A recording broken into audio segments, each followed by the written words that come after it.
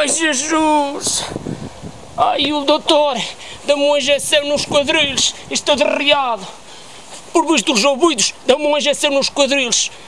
Ele disse que ia ouvir aquele que me entrecha, mas não, o mal dos ouvidos e de ouvir muita música pimba. E esse rugido, essa música pimba, dá cabo dos ouvidos das pessoas. Agora deixe-me para de vez em quando pôr daqueles entupidores das bancas, das polhas das cozinhas, a ver. Agora vinha buscar o guarda-chuva, há cá me esqueci dele. Bom, Jesus meus quadris, este é o meu guarda-chuva, bom. E logo esta calor, não, este é o meu guarda-chuva.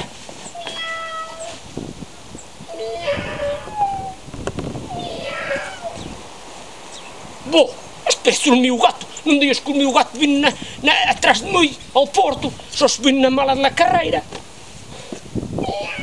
Bom, quanto me tens, tareco, vem cá.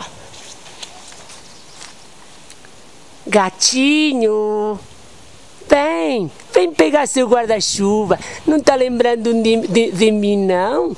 Não tá lembrando de mim, não? Faz um ano que eu queria paquerar você, cara.